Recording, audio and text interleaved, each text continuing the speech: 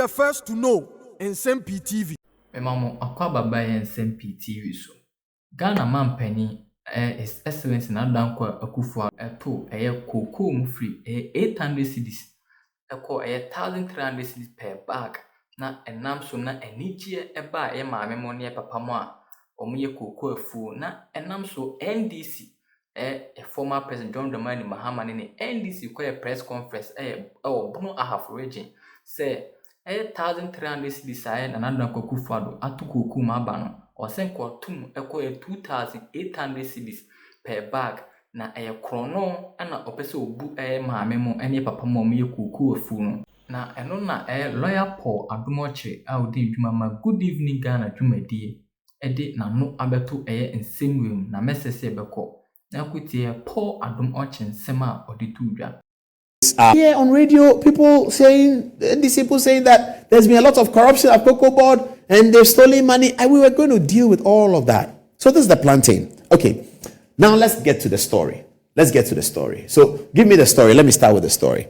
So what is the story? Okay. The story is like this. President Mahama's administration had raised a loan of about 1.8 billion to be used for the whole year cocoa industry 2016-2017. Now let me explain something to you again, viewers, something that I found. Cocoa, oil, commodity trades are all traded in the future. Commodity trading is done in the future. So you have oil, the oil that the oil that you sell, the oil that you ship out tomorrow has been paid for today. So I explain. So in the commodities industry, they meet at a central point, say cocoa, and then they agree. What is the what's the price of a ton of cocoa? Let's agree. Buyers, sellers, brokers, banks, they agree. And industry. And they say the price of cocoa from October 1980 to August 1981 will be $3,000 per ton. That means 16 bags of cocoa. Let's not a ton confuse us. 16 bags of cocoa is 1 ton. So for every 16 bags, it will be bought for $3,000 all over the world. 16 bags in Brazil, $3,000. 16 bags in La Côte d'Ivoire, $3,000. 16 bags in Ghana, $3,000. 16 bags in Burkina, $3,000. 16 bags in Libya, $3,000. The cocoa futures have agreed that $3,000 is for 16 bags, 1 ton. All right. What happens at the meeting then is that buyers rise up. Balikalibo, this and that, all the companies, Cadbury.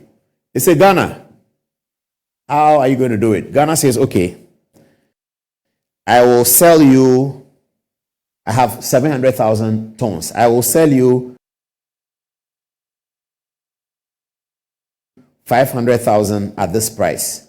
The rest I'll keep it throughout the season and see how the price goes. But this one I'll sell to you. So this is October 1980. And then they say, okay, you'll sell us 600,000 times 3,000. How much do we owe you? We owe you X amount of money. Maybe we will owe you $1.6 billion.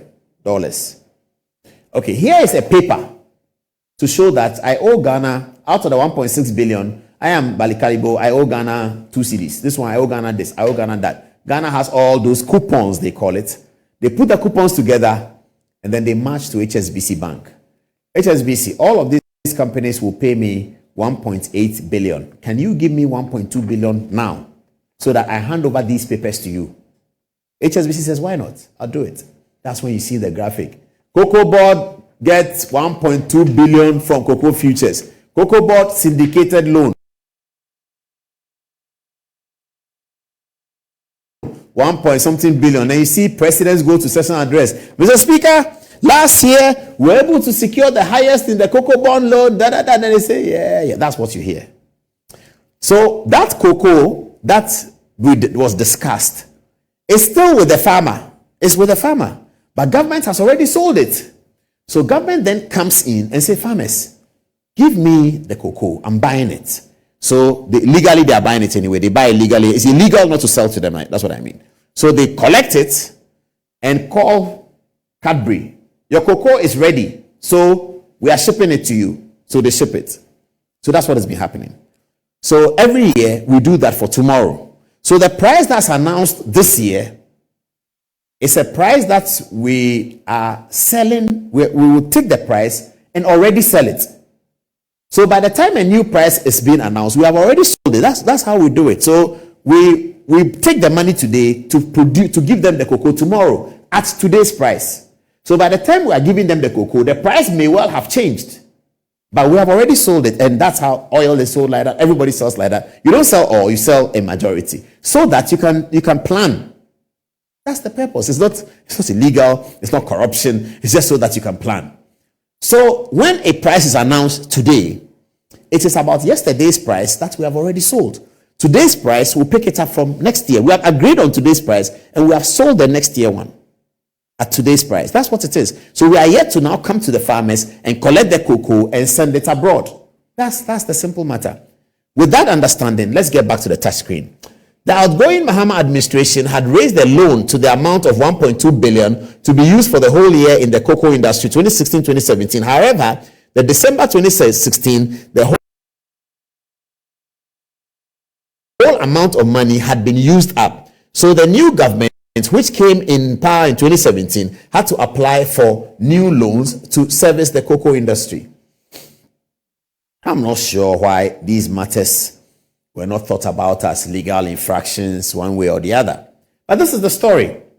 1.8 billion that had been, you see, it is about this that I used to say, and some of my friends in NPP were very angry with me in 2016, because I was saying that, look, this election, they are always better to end in the second round, though. They say, hey, don't say that. Hey, you power, we are winning, we are beating your mama first. So I say, listen. Me, I've been doing this work for a while. A person knows on December 10th that he has lost the election.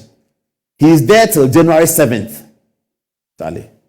In America, when the election comes, you hand over before the voting, before the November 3rd or 4th or November 5th election, it is gone to a certain state institution. They are managing the process. So you can't give contracts, you can't take money, you can't do anything. They will do the transition handover until January 20th. But you can't. Here, it is not like that. So I was telling them, Charlie, if an individual in the government knows on 10 December that I have lost the election, I'm not coming back, I don't think they'll manage the finances well. I don't know whether there's an example. I don't know. But these are the facts. 1.8 billion that was taken for the purpose of 2 years, 16 and 17. When 16 elections came, by the time, in fact, they found out that by the time of the elections, there was 400 million left. Even that they thought it was too small. How did you spend 1.8 on cocoa industry? What was done? And then they point to some warehouse was built. It's something people think should have been built for $2 million. It's built for $12 million. All that kind of thing. We don't know whether it's true or not. But this is the report. Okay. Now, the 400 million was also spent before the end of December. They always find something to spend it on. Cocoa this, cocoa that, they can spend it on something. Even a film or something, they can spend it on anything. And there was cocoa roads and all that. So the money was spent. Done. So when the new government came in, they decided that we have to go and borrow. But cocoa is a commodity. So you always do well with cocoa when the international commodity price is up. You will do badly with it if you're a producer of the crop when the thing is down. And guess what? The map has been showing a downward in the cocoa pricing in 2017, 2018, etc. We'll get to the map, but let's go on. All right. So it says that the new government, which came into power in 2017, had to apply for new loans to service the cocoa industry. At the same time, the global cocoa market had witnessed the prices of cocoa falling. Hence, government was not able to recoup enough profit. Government still, however, had to pay cocoa farmers and service cocoa scholarships without making enough income to balance payments. And they didn't complain. I didn't hear Cocoa Board MD, Mr. Edu, complain. I didn't hear Agric Minister complain. They didn't complain. They just buy the bullet and spend the money on the people. So They said the cocoa price was going down, but farmers know how much they are paid for the price. So you can't come and tell them as a new government the price has gone down, so I'm reducing it. You can't do that. You can't. So they didn't do that. In addition, you have to keep the cocoa industry running. So they started borrowing, because you can borrow and if the price goes up, you will be able to recover the debt. So borrowing is not wrong there in this circumstance. Let's move on. At the same time, the swollen shoots disease came and ravaged cocoa trees. Government had to pay for the infected trees to be cut down and replanting exercise be undertaken. This was necessary to prevent the farmers from selling the lands to galamsey miners. All this was done on the backdrop of low international cocoa prices. Cocoa farmers tend to selling the same plantains they planted to give shape to the cocoa seedlings because they were broke. This is very interesting. So this is the point we're making. Then came swollen shoot disease. So a very, very unlucky NPP administration in the cocoa sector. Very unlucky. Now just seeing a bit of glimmer of sunshine, but been very unlucky. You inherited the cocoa industry, the last indication of 1.8 billion, gone, finished, vanished, it's not there, zero. You now have to quickly take a loan at a time when you shouldn't be prepared